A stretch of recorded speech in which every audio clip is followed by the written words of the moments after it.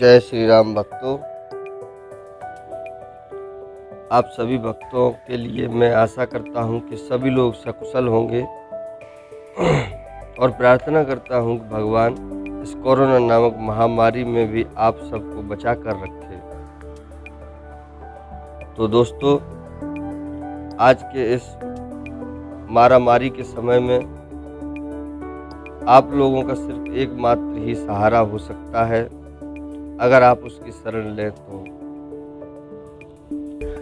जो है राम नाम। जैसा कि इसका प्रमाण बाबा तुलसीदास जी खुद दे रहे हैं कि कलयुग केवल नाम आधारा और सुमिर सुमिर नर उतर ही पारा। तो भक्तों, कलयुग में केवल राम जी का नाम ही आधार बनाकर इनके नाम को सुमिर कर पार हो जाइए। और इससे पिछले वाले वीडियो आप लोगों ने अवश्य देखे होंगे, ऐसी मैं उम्मीद करता हूं। और इस वीडियो में श्री रामचरितमानस कथा को हम आगे बढ़ाते हैं। इससे पहले थोड़ा सा पहले वीडियो का जो प्रसंग है वो आपको बता दें कि राजा दशरथ जी और श्री राम जी की माता कैकेयी जी का संवाद चल रहा है। तो जो दो वचन माता कैकेयी दशरथ जी से मांग रही हैं, उस बात की चर्चा हम इस वीडियो में करेंगे। तो भक्तों, ध्यान से सुने और सुनने से पहले, शुरू करने से पहले एक बार सब्सक्राइब, लाइक और हो सके तो शेयर जरूर कर दें। धर्म की धुरी को धारण करने वाले राजा दशरथ ने धीरज धरकर नेत्र खोले और सिर धुनकर तथा लंबी सांस लेकर इस प्रकार कहा कि इसने मुझे बड़े कठोर मारा, यानी कि ऐसी कठिन परिस्थिति उत्पन्न कर दी जिससे बच निकलना कठिन हो गया है। प्रचंड क्रोध से जलती हुई कैकेयी सामने इस प्रकार दिखाई पड़ी, मानो क्रोध रूपी तलवार नंगी यानी कि म्यान से बाहर खड़ी हो। कुबुद्धि उस तलवार की मूठ है, निष्ठुरता धार है, और वह कुबरी यानी कि मंत्रा रूपी शान पर धरकर तेज की हुई है।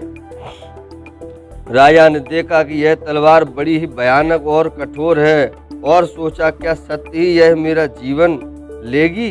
राजा अपनी छाती कड़ी करके बहुत ही नम्रता के साथ कैकेयी को प्रिय लगने वाली वाणी बोले, हे प्रिय भीरू, विश्वास और प्रेम को नष्ट करके ऐसे बुरी तरह के वचन कैसे कह रही हो। मेरे तो भरत और रामचंद्र दो आँखों अर्थात एक से हैं, यह मैं शंकर जी की साक्षी देकर सत्य कहता हूँ। मैं अवश्य सवेरे ही दूत भेजूंगा। दोनों भाई भरत शत्रुघ्न सुनते ही तुरंत आ जाएंगे। अच्छा दिन शुभ मुहूर्त शोधवा कर सब तैयारी करके डंका बजाकर मैं भरत को राज्य दे दूंगा। राम को राज्य का लोभ नहीं है और भरत पर उनका बड़ा ही प्रेम है। मैं ही अपने मन में बड़े छोटे का विचार करके राजनीति का पालन कर रहा था, बड़े को राज तिलक देने जा रहा था। राम की 100 बार सौगंध खाकर मैं स्वभाव से ही कहता हूँ कि राम की माता कौशल्या ने इस विषय में मुझसे कभी कुछ नहीं कहा। अवश्य ही मैंने तुमसे बिना पूछे यह सब किया, इसी से मेरा मनोरथ खाली गया। अब क्रोध छोड़ दे और मंगल साज सज। कुछ ही दिनों बाद भरत युवराज हो जाएंगे। एक ही बात का मुझे दुख लगा कि तूने दूसरा वरदान बड़ा अड़चन का मांगा। उसकी आँच से अब भी मेरा हृदय जल रहा है। यह दिल लगी में, क्रोध में अथवा सच में ही वास्तव में सच्चा है।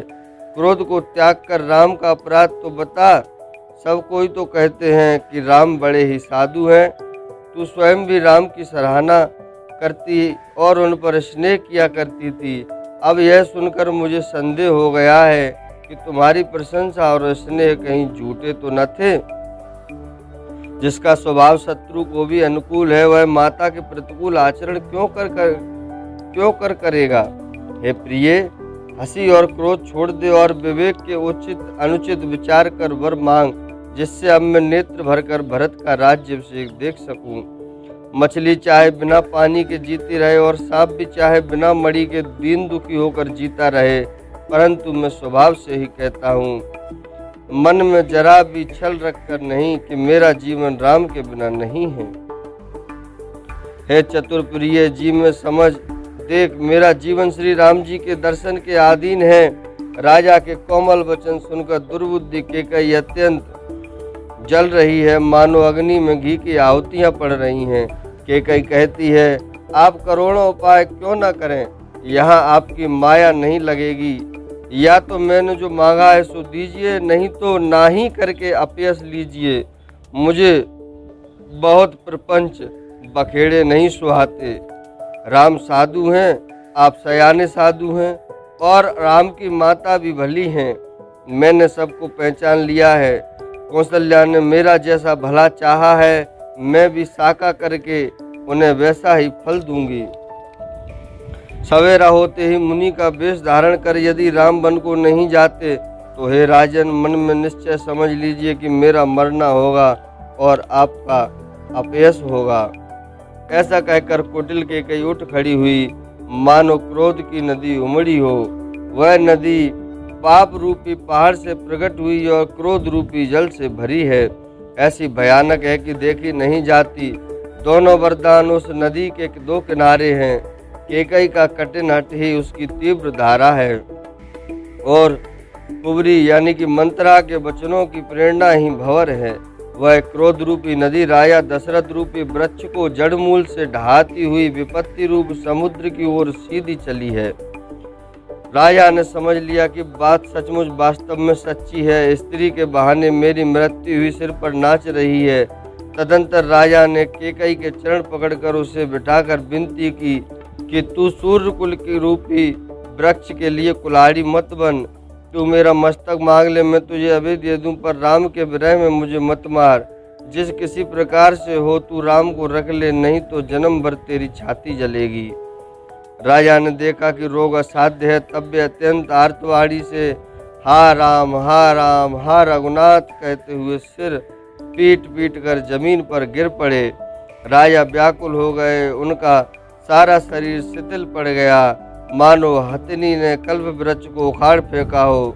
कंठ सूख गया, मुख से बात नहीं निकलती, मानो पानी के बिना पहिना नामक मछली तड़प रही हो। केकई फिर कड़वे और कठोर वचन बोली, मानो घाव में जहर भर रही हो। कहती है, जो अंत में ऐसा ही करना था तो आपने मांग मांग किस बल पर कहा था। हे राजा, ठाका मार कर रसना और गाल फुलाना, क्या ये दोनों एक साथ हो सकते हैं? दानी भी कहना और कंजूसी भी करना, क्या राजपूती में क्षेम कुशल भी रह सकती है? लड़ाई में बहादुरी भी दिखावे और कहीं चोट भी न लगे। यह तो या तो वचन छोड़ दीजिए या धैर्य धारण कीजिए। यों असहाय स्त्री की भांति रोइए पीटिए नहीं। सत्यव्रती के लिए शरीर, स्त्री, पुत्र, घर, धन और पृथ्वी सब तिनके के बराबर कहे गए हैं। केकई के मर्म भेदी वचन सुनकर राजा ने कहा कि तू जो चाहे कहे, तेरा कुछ भी दोष नहीं है। मेरा काल तुझे मानो पिशाच होकर लग गया है, वही तुझसे यह सब कहलवा रहा है। भरत तो भूल कर भी राजपद नहीं चाहते, होनार बस तेरे ही जी में कुमति आ बसी। यह सब मेरे पापों का परिणाम है, जिससे कुछ समय विधाता विपरीत हो गया।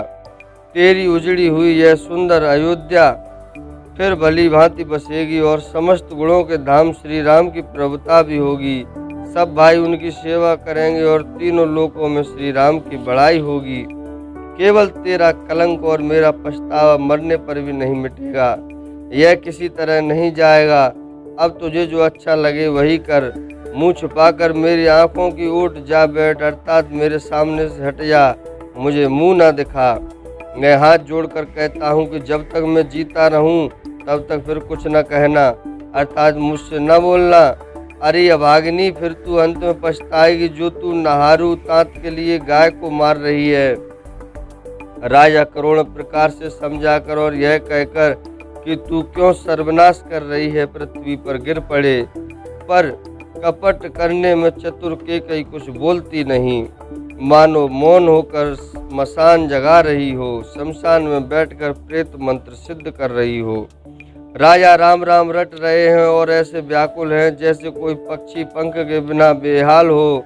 वे अपने हृदय में मनाते हैं कि सवेरा न हो और कोई जाकर श्री रामचंद्र जी से यह बात न कहे। हे रघुकुल के गुरु, बड़ेरे मूल पुरुष सूर्य भगवान, आप अपना उदय न करें। अयोध्या को बेहाल देखकर आपके हृदय में बड़ी पीड़ा होगी। राजा की प्रीति और केकई की निष्ठुरता दोनों को ब्रह्मा ने सीमा तक रचकर बनाया है। अर्थात राजा प्रेम की सीमा है और केकई निष्ठुरता की सीमा है। विलाप करते करते ही राजा को सवेरा हो गया। राजद्वार पर बीड़ा, बांसुरी और शंख की ध्वनि होने लगी।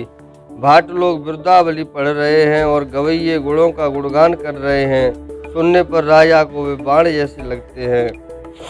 राजा को ये सब मंगल साज कैसे नहीं सुहा रहे हैं, जैसे पति के साथ सती होने वाली स्त्री को आभूषण। श्री रामचंद्र जी के दर्शन की लालसा और उत्साह के कारण उस रात्रि में किसी को भी नींद नहीं आई। राजद्वार पर मंत्रियों और सेवकों की भीड़ लगी है। वे सब सूर्य को उदय हुआ देखकर कहते हैं कि ऐसा कौन सा विशेष कारण है कि अवधपति दशरथ जी अभी तक नहीं जागे। राजा नित्य ही रात के पिछले पहर जाग जाया करते हैं, किंतु आज हमें बड़ा आश्चर्य हो रहा है। सुमंत्र, जाओ, जाकर राजा को जगाओ, उनकी आज्ञा पाकर हम सब काम करें।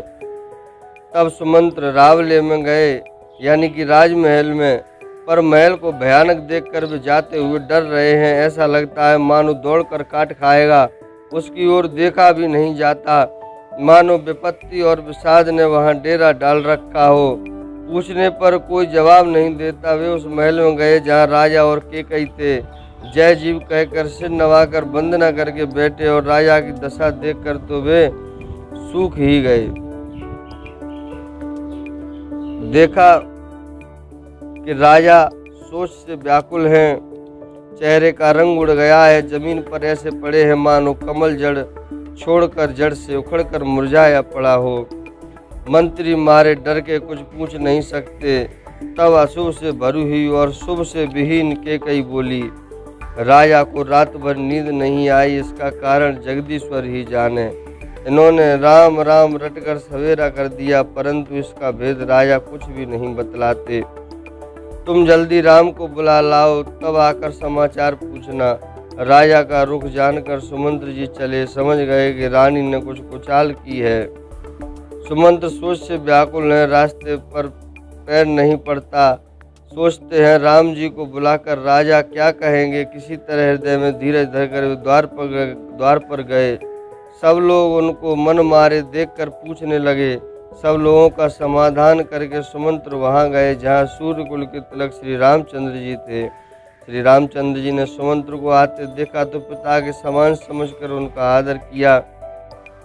श्री रामचंद्र जी के मुख को देखकर और राजा की आज्ञा सुनाकर रघुकुल के दीपक श्री रामचंद्र जी को अपने साथ लेवा चले। श्री रामचंद्र जी मंत्री के साथ बुरी तरह से, यानी कि बिना किसी लवाजमे के जा रहे हैं। यह देखकर लोग जहां तहां विषाद कर रहे हैं। रघुवंश मणि श्री रामचंद्र जी ने जाकर देखा कि राजा अत्यंत ही बुरी हालत में पड़े हैं, मानो सिंगनी को देखकर कोई बूढ़ा गजराज सहम कर गिर पड़ा हो। राजा के होठ सूख रहे हैं और सारा शरीर जल रहा है, मानो मणि के बिना सांप दुखी हो रहा है। पास ही क्रोध से भरी केकई को देखो, मानो साक्षात मृत्यु हुई बैठी राजा के जीवन की अंतिम घड़ियां गिन रही हो। श्री रामचंद्र जी का स्वभाव कोमल और करुणामय है। उन्होंने अपने जीवन में पहली बार यह दुख देखा। इससे पहले कभी उन्होंने दुख सुना भी न था। तो भी समय का विचार करके हृदय में धीरज धरकर उन्होंने मीठे वचनों से माता केकई से पूछा, हे माता, मुझे पिताजी के दुख का कारण कहो, ताकि जिससे उसका निवारण हो, दुख दूर हो, वह यत्न किया जाए। केकई ने कहा, हे राम, सुनो, सारा कारण यही है कि राजा का तुम पर बहुत स्नेह है। इन्होंने मुझे 2 वरदान देने को कहा था। मुझे जो कुछ अच्छा लगा वही मैंने मांगा। उसे सुनकर राजा के हृदय में सोच हो गया, क्योंकि ये तुम्हारा संकोच नहीं छोड़ सकते। इधर तो पुत्र का स्नेह और उधर वचन। राजा इसी धर्म संकट में पड़ गए हैं। यदि तुम कर सकते हो तो राजा की आज्ञा शिरोधार्य करो और इनके कठिन क्लेश को मिटाओ। कैकई की बेधड़क बैठी ऐसी कड़वी बाड़ी कह रही है, जिसे सुनकर स्वयं कठोरता भी अत्यंत व्याकुल हो उठी। जीव धनुष है, वचन बहुत से तीर हैं और मानो राजा ही कोमल निशाने के समान है। इस सारे साज सामान के साथ मानो स्वयं कठोरपन श्रेष्ठ वीर का शरीर धारण करके धनुष विद्या सीख रहा है। श्री रघुनाथ जी को सब हाल सुनाकर वह ऐसे बैठी है मानो निष्ठुरता ही शरीर धारण किए हुए हो। सूर्य कुल के सूर्य स्वाभाविक ही आनंद निदान श्री रामचंद्र जी मन में मुस्कुराकर सब दूषणों से रहित ऐसे कोमल और सुंदर वचन बोले जो मानो वाणी के भूषण ही थे। हे माता सुनो, वही पुत्र बड़भागी है जो पिता माता के वचनों का अनुरागी हो। आज्ञा पालन करने के द्वारा माता पिता को संतुष्ट करने वाला पुत्र हे जननी सारे संसार में दुर्लभ है। वन में विशेष रूप से मुनियों का मिलाप होगा, जिसमें मेरा सभी प्रकार से कल्याण है, उसमें भी फिर पिताजी की आज्ञा और हे जननी तुम्हारी सम्मति है और प्राण प्रिय भरत राज्य पावेंगे। इन सभी बातों को देखकर यह प्रतीत होता है कि आज विधाता सब प्रकार से मुझे सम्मुख है, मेरे अनुकूल हैं। यदि ऐसे काम के लिए भी मैं वन को न जाऊं तो मूर्खों के समाज में सबसे पहले मेरी ही गिनती करनी चाहिए, जो कल्प वृक्ष को छोड़कर और रैंड की सेवा करते हैं और अमृत त्याग कर विष मांग लेते हैं। हे माता, तुम मन में विचार कर देखो, वे महामूर्ख भी ऐसा मौका पाकर कभी न चूकेंगे। हे माता, मुझे एक ही दुख विशेष रूप से हो रहा है, वह महाराज को अत्यंत व्याकुल दुख देखकर इस थोड़ी सी बात के लिए ही पिताजी को इतना भारी दुख हो रहा है। हे माता, मुझे इस बात पर विश्वास नहीं होता, क्योंकि महाराज तो बड़े ही धीर और गुणों के अथाह समुद्र हैं। अवश्य ही मुझसे कोई बड़ा अपराध हो गया है, जिसके कारण महाराज मुझसे कुछ नहीं कहते। तुम्हें मेरी सौगंध है माता, तुम सच सच कहो। रघुकुल में श्रेष्ठ श्री रामचंद्र जी के स्वभाव से ही सीधे वचनों को दुर्बुद्धि के कई टेढ़ा ही करके जान रही है। जैसे यद्यपि जल समान ही होता है, परंतु जोंक उसमें टेढ़ी चाल से ही चलती है। रानी कैकेयी श्री रामचंद्र जी का रुख पाकर हर्षित हो गई और कपटपूर्ण स्नेह दिखाकर बोली, तुम्हारी शपथ और भरत की सौगंध है, मुझे राजा के दुख का दूसरा कुछ भी कारण विदित नहीं है। हे तात, तुम अपराध के योग्य नहीं हो, तुमसे माता पिता का अपराध बन पड़े यह संभव नहीं। तुम तो माता पिता और भाइयों को सुख देने वाले हो। हे राम, तुम जो कुछ कह रहे हो सब सत्य है। तुम पिता माता के वचनों के पालन में तत्पर हो। मैं तुम्हारी बलिहारी जाति हूँ, तुम पिता को समझाकर वही बात कहो जिससे चौथेपन यानी कि बुढ़ापे में इनका अपयश न हो। जिस पुण्य ने इनको तुम जैसे पुत्र दिए उसका निरादर करना उचित नहीं है। कैकेयी के बुरे मुख में ये शुभ वचन कैसे लगते हैं, जैसे मगध देश में गया आदिक तीर्थ। श्री रामचंद्र जी को माता कैकेयी के सब वचन ऐसे अच्छे लगे जैसे गंगा जी में जाकर अच्छे बुरे सभी प्रकार के जल शुभ सुंदर हो जाते हैं। इतने में राजा की मूर्छा दूर हुई। इन्होंने राम का स्मरण करके राम राम कहकर फिर करवट ली। मंत्री ने श्री रामचंद्र जी का आना कहकर समयानुकूल विनती की। जब राजा ने सुना कि श्री रामचंद्र जी पधारे तो उन्होंने धीरज धरकर नेत्र खोले। मंत्री ने संभाल कर राजा को बैठाया। राजा ने श्री रामचंद्र जी को अपने चरणों में पड़ते प्रणाम करते देखा। स्नेह से विकल राजा ने राम जी को हृदय से लगा लिया, मानो सांप ने अपनी खोई हुई मणि फिर पा ली हो। राजा दशरथ जी श्री रामचंद्र जी को देखते ही रह गए। उनके नेत्रों से आंसुओं की धारा बह चली। शोक के विशेष बस होने के कारण राजा कुछ कह नहीं सकते। वे बार बार श्री रामचंद्र जी को हृदय से लगाते हैं और मन में ब्रह्मा जी को मनाते हैं कि जिससे श्री रघुनाथ जी वन को न जाएं। फिर महादेव जी का स्मरण करके उनसे निहोरा करते हुए कहते हैं, हे सदाशिव, आप मेरी विनती सुनिए।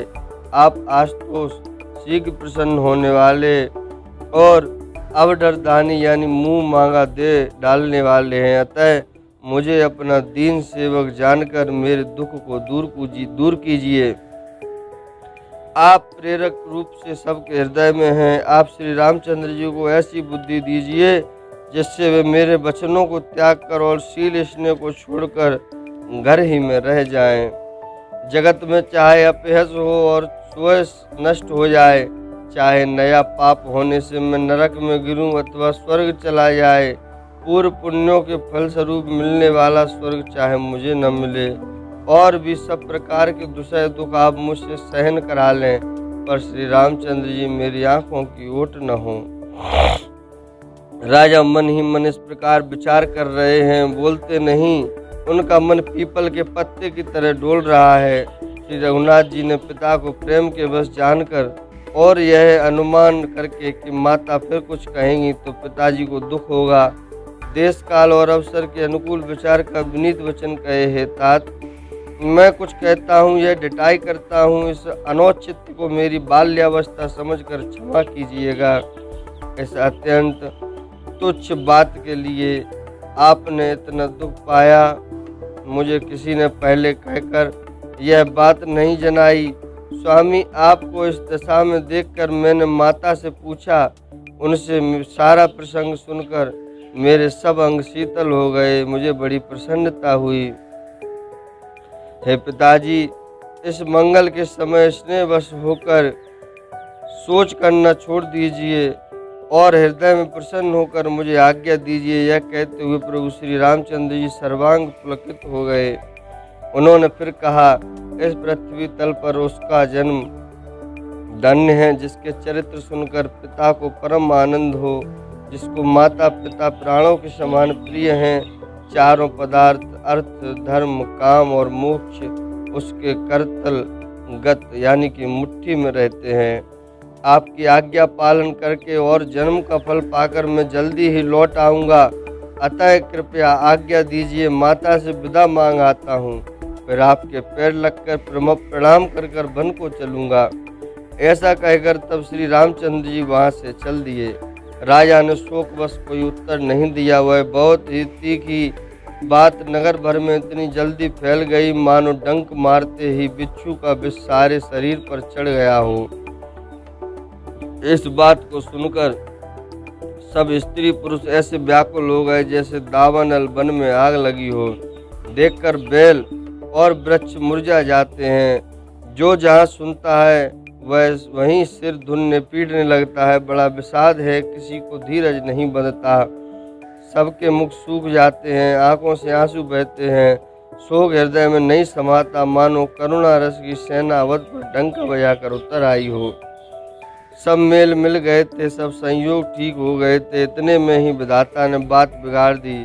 जहाँ तहाँ लोग केकई को गाली दे रहे हैं। इस पापनी को क्या सूझ पड़ा जो उसने छाए घर पर आग रख दी। यह अपने हाथ से अपनी आंखों को निकाल कर देखना चाहती है और अमृत फेंक कर विष चखना चाहती है। यह कुटिल, कठोर, दुर्बुद्धि और अभागिनी के कई रघुवंश रूपी बांस के वन के लिए अग्नि हो गई। पत्ते पर बैठकर इसने पेड़ को काट डाला। सुख में शोक का ठाट छटकर रख दिया। श्री रामचंद्र जी इसे सदा प्राणों के समान प्रिय थे, फिर भी न जाने किस कारण इसने यह कुटिलता ठानी। कवि सत्य ही कहते हैं कि स्त्री का स्वभाव सब प्रकार से पकड़ने में न आने योग्य था और भेद भरा होता है। अपनी परछाई भले ही पकड़ जाए पर भाई स्त्रियों की गति नहीं जानी जाती। आग क्या कहीं जला सकती, समुद्र क्या कहीं नहीं समा सकता। आग क्या नहीं जला सकती और समुद्र क्या नहीं समा सकता। अबला कहने वाली प्रबल स्त्री क्या नहीं कर सकती और जगत में काल किसको नहीं खाता। विधाता ने क्या सुनाकर क्या सुना दिया और क्या दिखाकर अब वह क्या दिखाना चाहता है। एक कहते हैं कि राजा ने अच्छा नहीं किया, दुर्बुद्धि केकई को विचार कर वर नहीं दिया।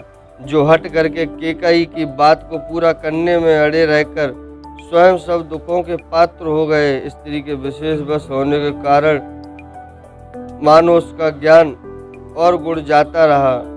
एक दूसरे जो धर्म की मर्यादा को जानते हैं और सयाने हैं, वे राजा को दोष नहीं देते। वे शिवी, दधीचि और हरिश्चंद्र की कथा एक दूसरे से बखान कर कहते हैं। कोई एक इसमें भरत जी की सम्मति बताते हैं, कोई एक सुनकर उदासीन भाव से रह जाते हैं, कुछ बोलते नहीं। कोई हाथों से कान मूंद कर और जीभ को दांतों तले दबाकर कहते हैं कि यह बात झूठ है, ऐसी बात कहने से तुम्हारे पुण्य नष्ट हो जाएंगे। भरत जी को तो श्री रामचंद्र जी प्राणों के समान प्यारे हैं। चंद्रमा चाहे शीतल किरणों की जगह आग की चिंगारियां बरसाने लगे और अमृत चाहे विष के समान हो जाए, परंतु भरत जी स्वप्न में भी श्री रामचंद्र जी के विरुद्ध नहीं कुछ करेंगे।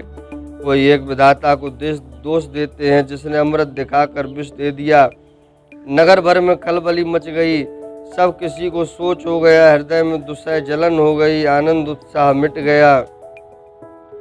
ब्राह्मणों की स्त्रियां, कुल की माननी, बड़ी बूढ़ी और जो कैकेयी की परम प्रिय थी, वे उसके शील की सराहना करके उसे सीख देने लगी, पर उसको उनके वचन बाण के समान लगते हैं।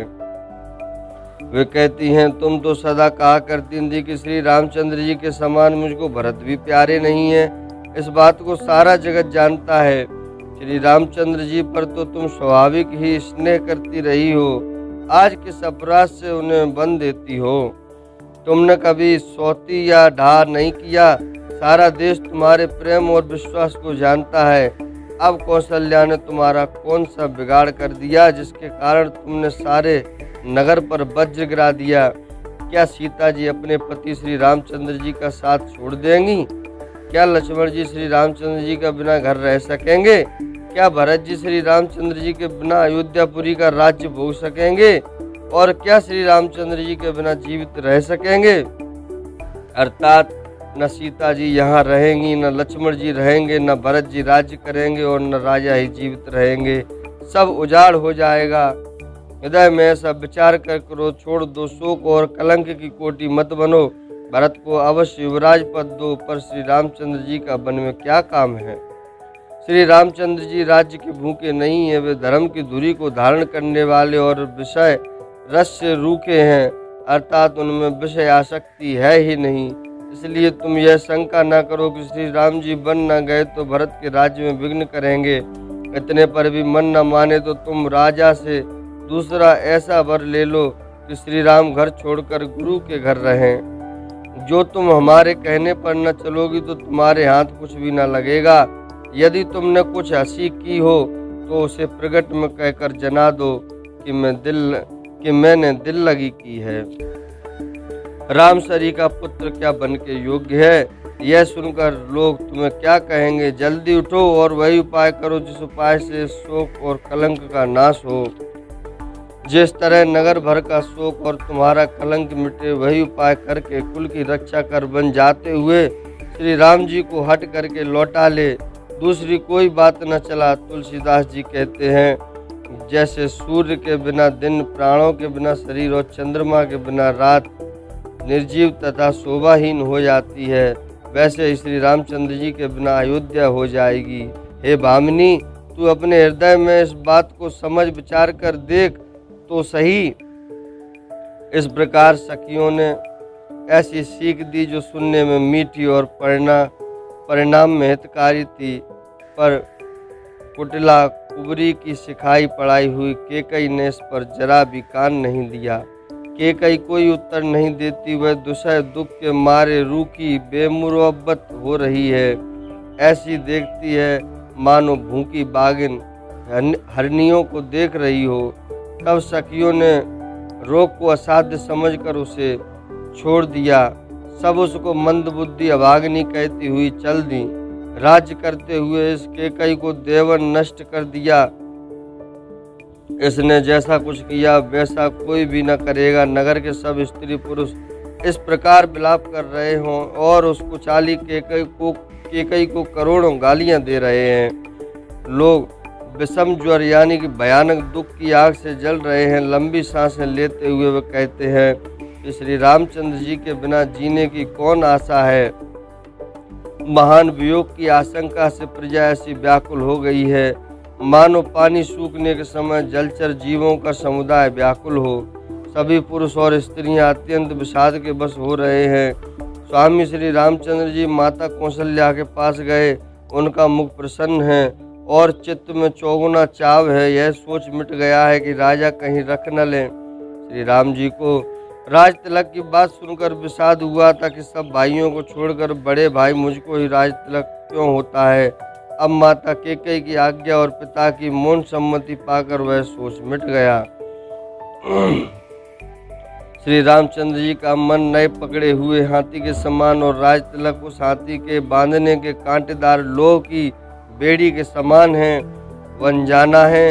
यह सुनकर अपने को बंधन से छूटा जानकर उनके हृदय में आनंद बढ़ गया। रघुकुल तिलक श्री रामचंद्र जी ने दोनों हाथ जोड़कर आनंद के साथ माता के चरणों में सिर नवाया। माता ने आशीर्वाद दिया, अपने हृदय से लगा लिया और उन पर गहने तथा कपड़े न्यौछावर किए। माता बार बार श्री राम जी का मुख चूम रही हैं। नेत्रों में प्रेम का जल बराया और सब अंग पुलकित हो गए। श्री राम को अपनी गोद में बैठाकर फिर हृदय से लगा लिया। सुंदर स्तन प्रेम रस दूध बहाने लगे। उनका प्रेम और महान आनंद कुछ कहा नहीं जाता, मानो कंगाल ने कुबेर का पद पा लिया हो।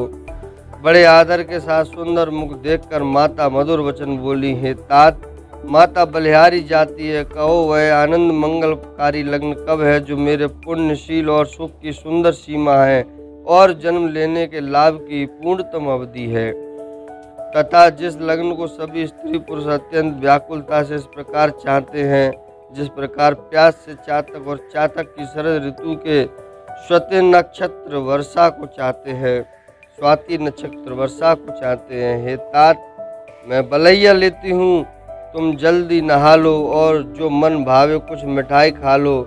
भैया तब पिता के पास जाना, बहुत देर हो गई है, माता बलिहारी जाती हैं।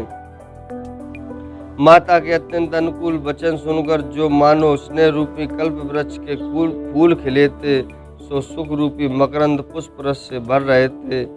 और श्री राजलक्ष्मी जी के मूल थे। ऐसे वचन रूपी फूलों को देखकर श्री रामचंद्र जी का मन रूपी भौरा उन पर नहीं फूला। धर्म धुरीण श्री रामचंद्र जी ने धर्म की गति को जानकर माता से अत्यंत कोमल वाणी से कहा, हे माता, पिताजी ने मुझको वन का राज्य दिया है, जहाँ सब प्रकार से मेरा बड़ा काम बनने वाला है। हे माता, तो प्रसन्न मन से मुझे आज्ञा दे, जिससे मेरी वन यात्रा में आनंद मंगल हो। मेरे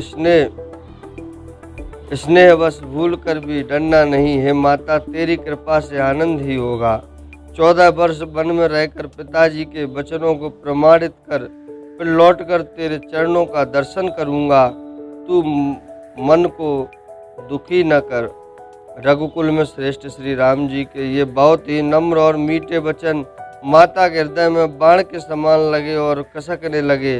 उस शीतल वाणी को सुनकर कौशल्या वैसे ही सहम कर सूख गई, जैसे बरसात का पानी पड़ने से जवा सा सूख जाता है। हृदय का विषाद कुछ कहा नहीं जाता, मानो सिंह की तर्जना सुनकर हिरणी विकल हो गई हो। नेत्रों में जल भर आया, शरीर थरथर कांपने लगा, मानो मछली माजा पहली वर्षा का फैन खाकर बदहवास हो गई हो।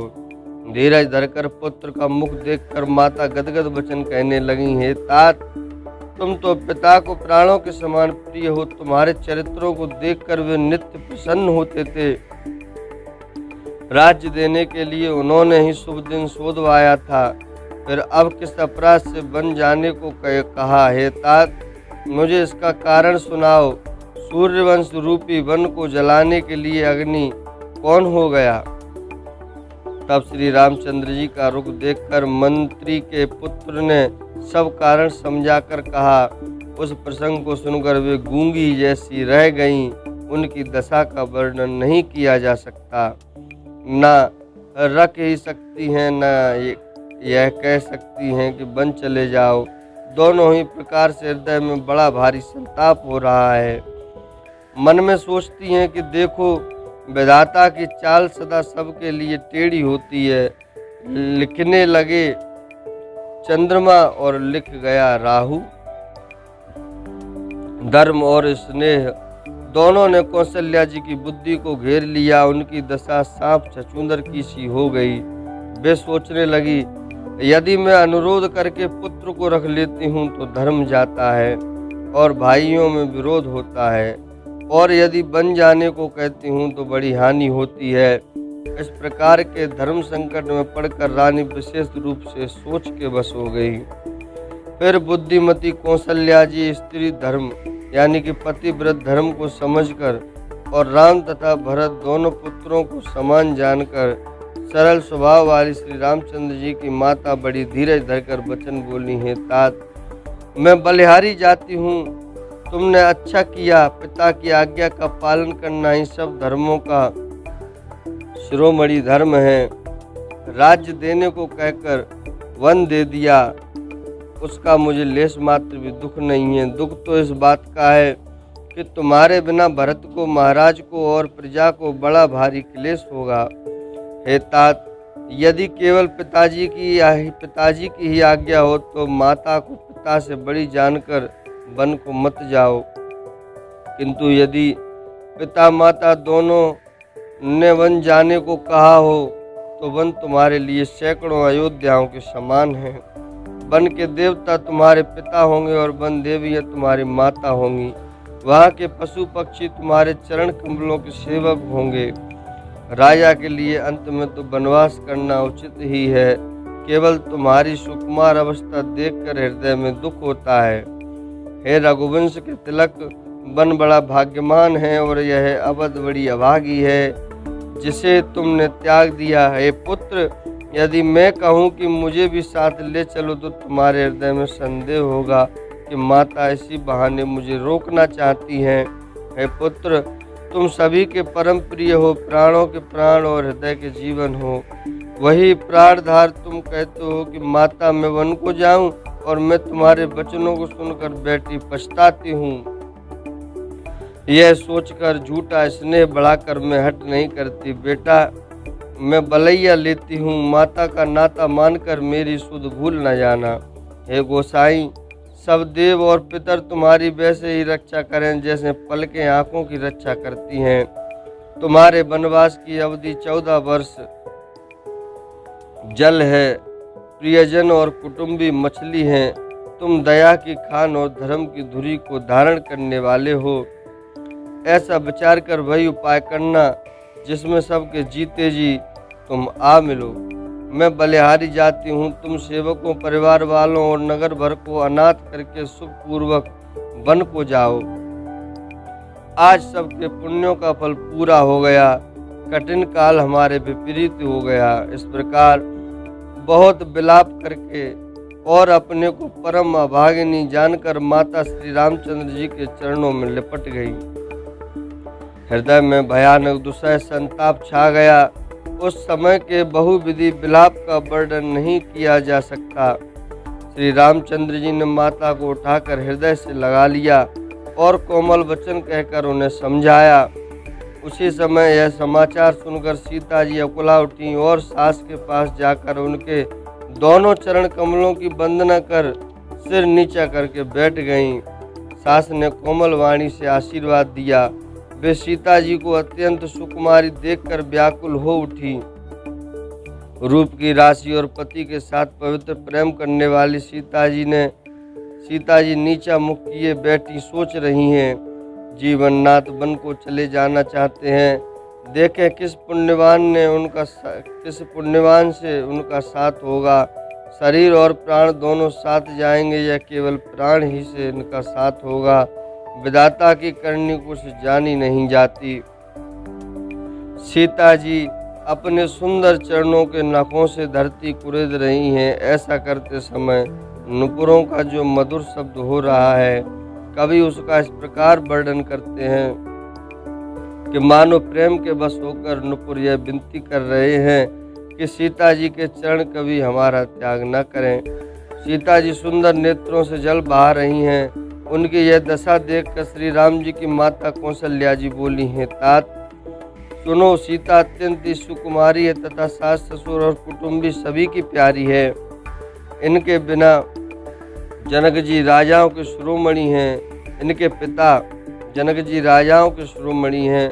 ससुर सूर्य कुल के सूर्य हैं और पति सूर्य कुल रूपी कुमुद वन को खिलाने वाले चंद्रमा तथा गुण और रूप के भंडार हैं। फिर मैंने रूप की राशि, सुंदर गुण और शील वाली प्यारी पुत्र वधू पाई है। मैंने इनको आँखों की पुतली बनाकर इनसे प्रेम बढ़ाया है और अपने प्राण इनमें लगा रखे हैं। इन्हें कल्पलता के समान मैंने बहुत तरह से बड़े लाड़ चाव के साथ स्नेह रूपी जल से सींच कर पाला है। अब इस लता के फूलने फलने के समय विधाता वाम हो गए। कुछ जाना नहीं जाता कि इसका क्या परिणाम होगा। सीता ने पर्यंक पष्ट यानी कि पलंग के ऊपर गोद और हिंडोले को छोड़कर कठोर पृथ्वी पर कभी पैर नहीं रखा। मैं सदा संजीवनी जड़ी के समान सावधानी से इनकी रखवाली करती रही हूँ। कभी दीपक की बत्ती हटाने को भी नहीं कहती। वही सीता अब तुम्हारे साथ वन चलना चाहती हैं। हे रघुनाथ, उसे क्या आज्ञा होती है।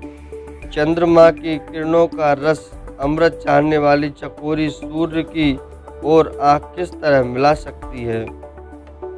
हाथी, सिंह, राक्षस आदि अनेक दुष्ट जीव जंतु वन में विचरते रहते हैं। हे पुत्र, क्या विष की वाटिका में सुंदर संजीवनी बूटी शोभा पा सकती है। वन के लिए तो ब्रह्मा जी ने विषय सुख को न जानने वाली कोल और भीलों की लड़कियों को रचा है, जिनका पत्थर के कीड़े जैसा कठोर स्वभाव है। उन्हें वन में कभी क्लेश नहीं होता। अथवा तपस्वियों की स्त्रियां वन में रहने योग्य हैं, जिन्होंने तपस्या के लिए सब भोग तज दिए हैं। हे पुत्र, जो तस्वीर के बंदर को देखकर डर जाती है, वे सीता वन में किस तरह रह सकेंगी। देव सरोवर के कमल वन में विचरण करने वाली हंसनी क्या गड़ैयों या तलैयों में रहने के योग्य है। ऐसा विचार कर जैसी तुम्हारी आज्ञा हो, मैं जानकी को वैसी ही शिक्षा दूं। माता कहती है, यदि सीता घर में रहे तो मुझे बहुत सहारा हो जाए। श्री रामचंद्र जी ने माता की प्रिय वाणी सुनकर, जो मानुशील और स्नेह रूपी अमृत से सनी हुई थी, विवेकमय प्रिय वचन कहकर माता को संतुष्ट किया। फिर वन के गुण दोष प्रकट करके वे जानकी जी को समझाने लगे। माता के सामने सीता जी से कुछ कहने में संकोचाते हैं, पर मन में यह समझकर कि यह समय ऐसा ही है, वे बोले, हे राजकुमारी, मेरी सिखावन सुनो। मन में कुछ दूसरी तरह न समझ लेना। जो अपना और मेरा भला चाहती हो तो मेरा वचन मानकर घर रहो। हे भामिनी, मेरी आज्ञा का पालन होगा। सास की सेवा बन पड़ेगी। घर रहने में सभी प्रकार से भलाई है। आदर पूर्वक सास ससुर के चरणों की पूजा करने से बढ़कर दूसरा कोई धर्म नहीं है। जब जब माता मुझे याद करेंगी और प्रेम से व्याकुल होने के कारण उनकी बुद्धि भोली हो जाएगी, वे अपने आप को भूल जाएंगी। हे सुंदरी, तब तब तुम कोमल वाणी से पुरानी कथाएं कह कह कर इन्हें समझाना। हे सुमुखी, मुझे सैकड़ों सौगंध हैं। मैं यह स्वभाव से ही कहता हूँ कि मैं तुम्हें केवल माता के लिए ही घर पर रखता हूँ। मेरी आज्ञा मानकर घर पर रहने से गुरु और वेद के द्वारा सम्मत धर्म के आचरण का फल तुम्हें बिना ही क्लेश के मिल जाता है। किंतु हट के बस होकर गालम मुनि और राजा नहुस आदि सबने संकट ही सहे। हे सुमुखी, हे सयानी, सुनो, मैं भी पिता के वचनों को सत्य करके शीघ्र ही लौटूंगा। दिन जाते देर नहीं लगेगी। हे सुंदरी, हमारी यह सीख सुनो। हे वामा, यदि प्रेम बस हट करोगी तो तुम परिणाम में दुख पाओगी। वन बड़ा कठिन, क्लेशदायक और भयानक है। वहाँ की धूप, जाड़ा, वर्षा और हवा सभी बड़े भयानक हैं। रास्ते में कुछ कांटे और बहुत से कंकड़ हैं, उन पर बिना जूते के पैदल ही चलना होगा। तुम्हारे चरण कमल कोमल और सुंदर हैं और रास्ते में बड़े बड़े दुर्गम पर्वत हैं। पर्वतों की गुफाएं, खोह, दर्रे, नदियां, नद और नाले ऐसे अगम्य और गहरे हैं कि उनकी ओर देखा तक नहीं जाता। रीछ, बाघ, भेड़िए, सिंह और हाथी ऐसे शब्द करते हैं कि उन्हें सुनकर धीरज भाग जाता है। जमीन पर सोना, पेड़ों की छाल के वस्त्र पहनना और कंद मूल फल का भोजन करना होगा। और वे भी क्या सदा सब दिन मिलेंगे? सब कुछ अपने अपने समय के अनुकूल ही मिल सकेगा। मनुष्यों को खाने वाले निशाचर राक्षस फिरते रहते हैं। वे करोड़ों प्रकार के कपट रूप धारण कर लेते हैं। पहाड़ का पानी बहुत ही लगता है। वन की विपत्ति बखानी नहीं जा सकती। वन में भीषण सर्प, भयानक पक्षी और स्त्री पुरुषों को चुराने वाले राक्षसों के झुंड रहते हैं। वन की भयंकरता याद आने मात्र से धीर पुरुष भी डर जाते हैं। फिर हे मृगलोचनी, तुम तो स्वभाव से ही डरपोक हो। हे हंस गमनी, तुम वन के योग्य नहीं हो। तुम्हारे वन जाने की बात सुनकर लोग मुझे अपयश देंगे, बुरा कहेंगे। मानसरोवर के अमृत के समान जल से पाली हुई हंसनी कहीं खारे समुद्र में जी सकती है? नवीन आम के वन में विहार करने वाली कोयल क्या करील के जंगल में शोभा पाती है? हे चंद्रमुखी, हृदय में ऐसा विचार कर तुम घर पर ही रहो। वन में बड़ा कष्ट है। स्वाभाविक ही चाहने वाले गुरु और स्वामी की सीख को जो सिर चढ़ाकर नहीं मानता, वह हृदय में भरपेट पछताता है और उसके हित की हानि अवश्य होती है। प्रियतम कोमल तथा मनोहर वचन सुनकर सीता जी के सुंदर नेत्र जल से भर गए। श्री राम जी की यह शीतल सीख उनको कैसी जलाने वाली हुई, जैसे चकवी को शरद ऋतु की चांदनी रात होती है। जानकी जी से कुछ उत्तर देते नहीं बनता। वे यह सोचकर व्याकुल हो उठी कि मेरे पवित्र और प्रेमी स्वामी मुझे छोड़ जाना चाहते हैं। नेत्रों के जल आंसुओं को जबरदस्ती रोककर वे पृथ्वी की कन्या सीता जी हृदय में धीरज धरकर सास के पैर लगकर हाथ जोड़कर कहने लगी, हे देवी, मेरी इस बड़ी भारी ढिठाई को क्षमा कीजिए। मुझे प्राणपति ने वही शिक्षा दी है जिससे मेरा परम हित हो, परंतु मैंने मन में समझकर देख लिया कि पति के वियोग के समान जगत में कोई दुख नहीं है। हे प्राणनाथ, हे दया के धाम, हे सुंदर, हे सुखों को देने वाले, हे सुजान, हे रघुकुल रूपी कुमुद के खिलाने वाले चंद्रमा, आपके बिना स्वर्ग भी मेरे लिए नरक के समान है। माता पिता, बहन, प्यारा भाई, प्यारा परिवार, मित्रों का समुदाय, सास ससुर, गुरु, स्वजन, बंधु बांधव, सहायक और सुंदर, सुशील और सुख देने वाला पुत्र। हे नाथ, जहाँ तक स्नेह और नाते हैं, पति के बिना स्त्री को सभी सूर्य से भी बढ़कर तपाने वाले हैं। शरीर, धन, घर, पृथ्वी, नगर और राज्य, पति के बिना स्त्री के लिए यह सब शोक का समाज है।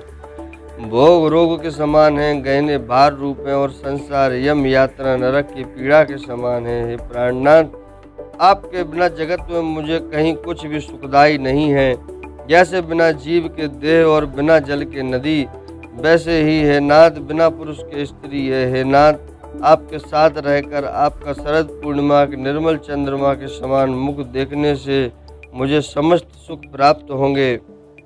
हे नाथ, आपके साथ पक्षी और पशु ही मेरे कुटुंबी होंगे।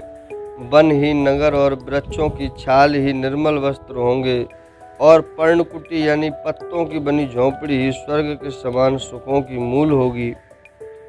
उदार हृदय के वन देवी और वन देवता इस सास ससुर के समान मेरी सार संभार करेंगे और कुशा और पत्तों की सुंदर सात्री बिछोना ही प्रभु के साथ कामदेव की मनोहर तोषक के समान होगी।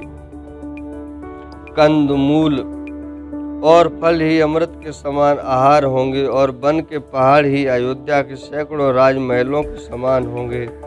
क्षण क्षण में प्रभु के चरण कमलों को देख देख कर मैं ऐसी आनंदित रहूंगी जैसी दिन में चकवी रहती है। हे नाथ, आपने वन के बहुत से दुख और बहुत से भय, विषाद और संताप कहे, परंतु हे कृपा निदान, वे सब मिलकर भी प्रभु के वियोग से होने वाले दुख के लवलेश के समान भी नहीं हो सकते। ऐसा जी में जानकर हे सुजान शिरोमणि आप मुझे साथ ले लीजिए, यहाँ न छोड़िए। हे स्वामी मैं अधिक क्या विनती करूँ, आप करुणामय हैं और सबके हृदय के अंदर की जानने वाले हैं। हे दीनबंधु, हे सुंदर, हे सुख देने वाले, हे शील और प्रेम के भंडार, यदि अवध यानी 14 वर्ष तक मुझे अयोध्या में रखते हैं तो जान लीजिए कि मेरे प्राण नहीं रहेंगे। क्षण क्षण मैं आपके चरण कमलों को देखते रहने में मुझे मार्ग चलने में थकावट न होगी। हे प्रियतम, मैं सभी प्रकार से आपकी सेवा करूंगी और मार्ग चलने से होने वाली सारी थकावट को दूर कर दूंगी। आपके पैर धोकर पेड़ों की छाया में बैठकर मन में प्रसन्न होकर हवा करूंगी, पंखा जलूंगी। पसीने की बूंदों सहित श्याम शरीर को देखकर प्राणपति दर्शन करते हुए दुख के लिए मुझे अवकाश ही कहाँ रहेगा। समतल भूमि पर घास और पेड़ों के पत्ते बिछाकर यह दासी रात भर आपके चरण दबावेगी। बार बार आपकी कोमल मूर्ति को देखकर मुझको गर्म हवा भी न लगेगी। प्रभु के साथ रहते मेरी ओर आँख उठाकर देखने वाला कौन है, अर्थात कोई नहीं देख सकता। जैसे सिंह की स्त्री सिंगनी को खरगोश और सियार नहीं देख सकते, मैं सुकुमारी हूँ और नाथ बन के योग्य हैं। आपको तो तपस्या उचित है और मुझको विषय भोग। ऐसे कठोर वचन सुनकर भी जब मेरा हृदय न फटा तो हे प्रभु मालूम होता है ये पामर प्राण आपके वियोग का भीषण दुख सहेंगे। ऐसा कहकर सीता जी बहुत ही व्याकुल हो गई। वे वचन के वियोग को भी न संभाल सकीं, अर्थात शरीर से वियोग की बात तो अलग रही, वचन से भी वियोग की बात सुनकर वे अत्यंत विकल हो गईं। उनकी यह दशा देखकर श्री रघुनाथ जी ने अपने जी में जान लिया कि हठपूर्वक इन्हें यहाँ रखने से ये प्राणों को न रखेंगी। तब कृपालु सूर्यकुल के स्वामी श्री रामचंद्र जी ने कहा कि सोच छोड़कर मेरे साथ वन को चलो, आज विषाद करने का अवसर नहीं है, तुरंत वन गमन की तैयारी करो। श्री रामचंद्र जी ने प्रिय वचन कहकर प्रियतमा सीता जी को समझाया। फिर माता के पैरों लगकर आशीर्वाद प्राप्त किया। माता ने कहा, बेटा जल्दी लौटकर प्रजा के दुख को मिटाना और यह निठुर माता तुम्हें भूल न जाए।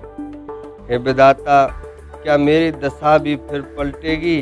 क्या अपने नेत्रों से मैं इस मनोहर जोड़ी को फिर देख पाऊंगी?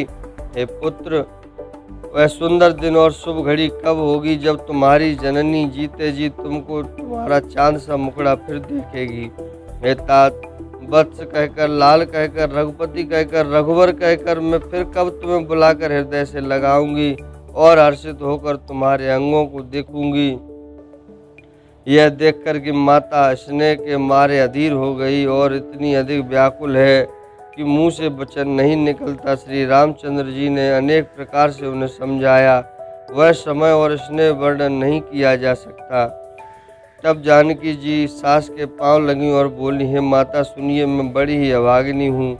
आपकी सेवा करने के समय देव ने मुझे वनवास दे दिया, मेरा मनोरथ सफल न किया।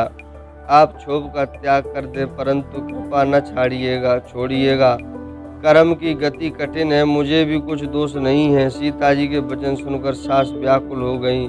उनकी दशा को मैं किस प्रकार बखान कर कहूँ।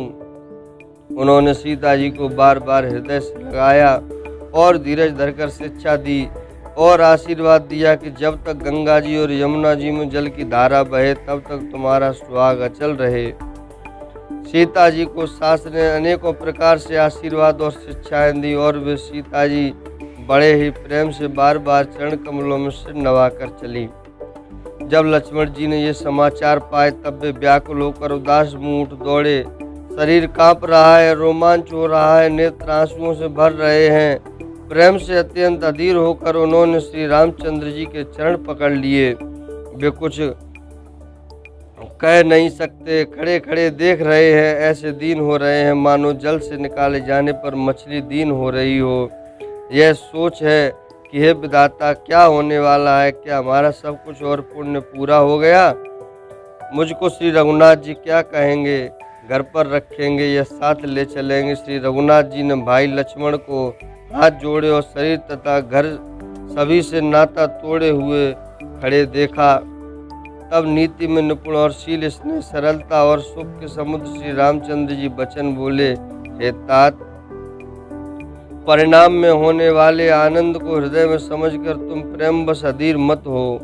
जो लोग माता पिता, गुरु और स्वामी की शिक्षा को स्वाभाविक ही सिर चढ़ाकर उसका पालन करते हैं, उन्होंने ही जन्म लेने का लाभ पाया है, नहीं तो जगत में जन्म व्यर्थ ही है।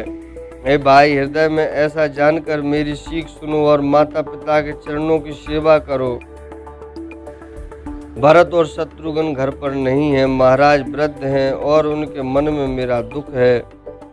इस अवस्था में मैं तुमको साथ लेकर बन जाऊं तो अयोध्या सभी प्रकार से अनाथ हो जाएगी। गुरु, पिता, माता, प्रजा और परिवार सभी पर दुख का दुसह भार आ पड़ेगा।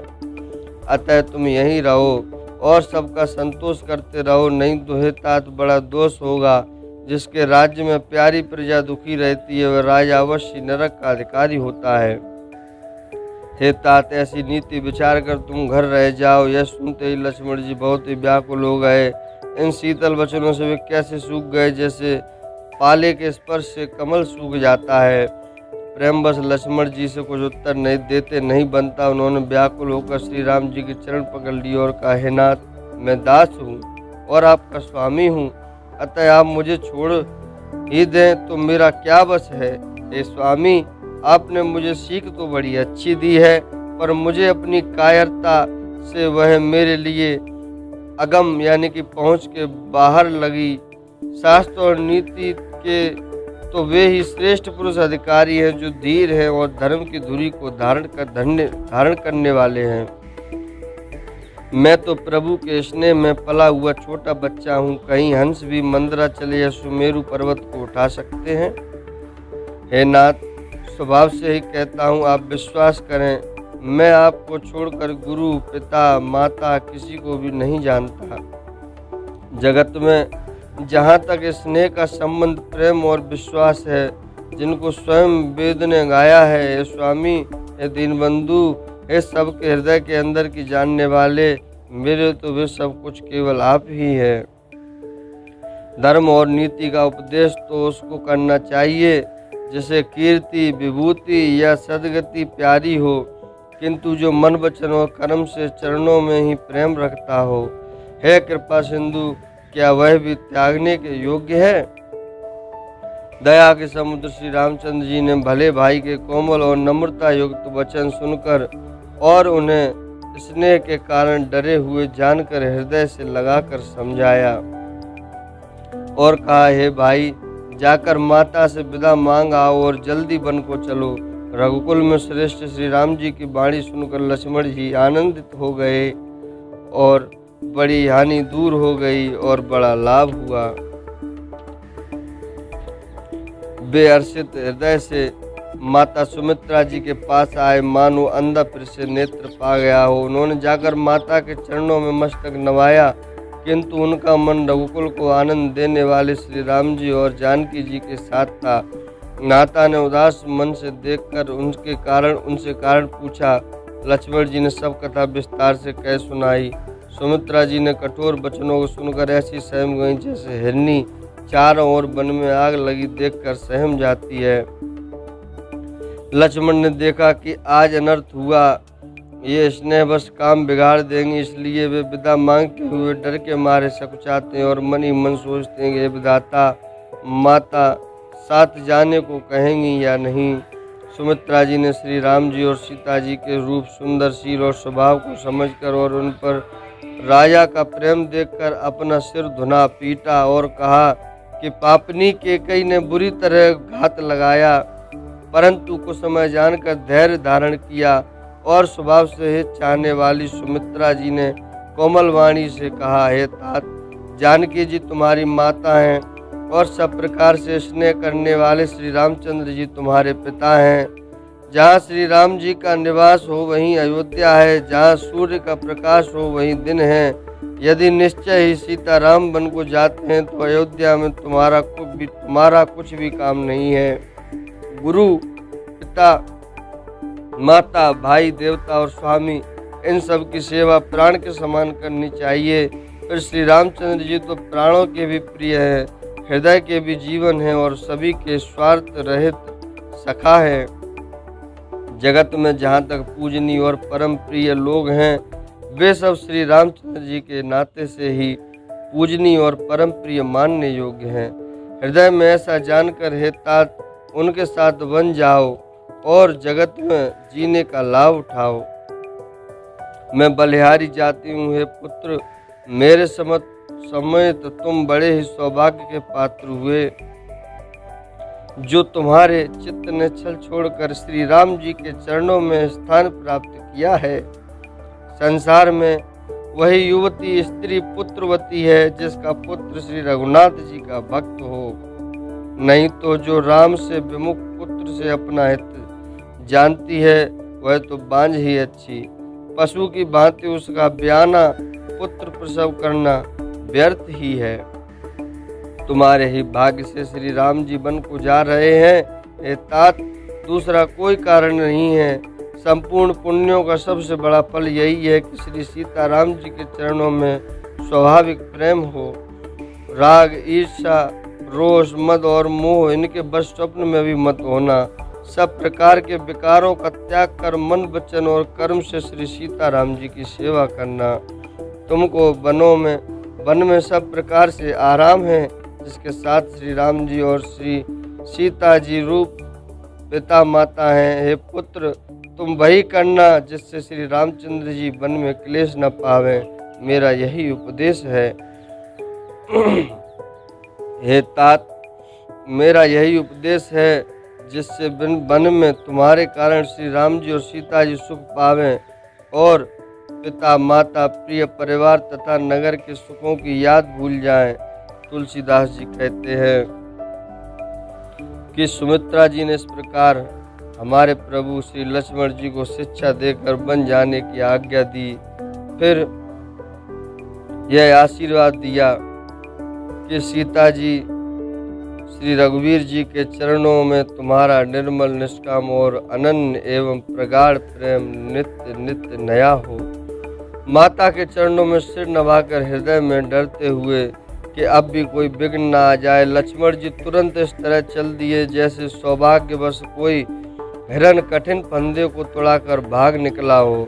लक्ष्मण जी वहां गए जहां श्री जानकी नाथ जी थे और प्रिय का साथ पाकर मन में बड़ा ही प्रसन्न हुए। श्री राम जी और श्री सीता जी के सुंदर चरणों की वंदना कर वे उनके साथ चले और राजभवन में आए। नगर के स्त्री पुरुष आपस में कह रहे हैं कि विधाता ने खूब बनाकर बात बिगाड़ी। उनके शरीर दुबले, मन दुखी और मुख उदास हो रहे हैं। वे ऐसे व्याकुल हैं जैसे शहद छीन लिए जाने पर शहद की मक्खियाँ व्याकुल हों। सब हाथ मल रहे हैं और सिर धुनकर पछता रहे हैं कि मानो बिना पंख के पक्षी व्याकुल हो रहे हों। राजद्वार पर बड़ी भीड़ हो रही है, अपार विषाद का वर्णन नहीं किया जा सकता। श्री रामचंद्र जी पधारे हैं, ये प्रिय वचन कहकर मंत्री जी ने राजा को उठाकर बैठाया। सीता जी सहित दोनों पुत्रों को वन के लिए तैयार देखकर राजा बहुत व्याकुल हुए। सीता जी सहित दोनों सुंदर पुत्रों को देख देख कर राजा कुलाते हैं और स्नेहवश बारंबार उन्हें हृदय से लगा लेते हैं। बोलिए श्री रामचंद्र भगवान की जय। तो भक्तों, आज के इस वीडियो को यहाँ पर विराम देते हैं और श्री रामचरितमानस कथा को आगे सुनने के लिए अगले वीडियो का इंतजार करें। हे भक्तों, एक बार आपसे फिर से विनती है, अगर वीडियो पसंद आया हो तो इसको चैनल को सब्सक्राइब करें, लाइक करें और शेयर करें। जय श्री राम।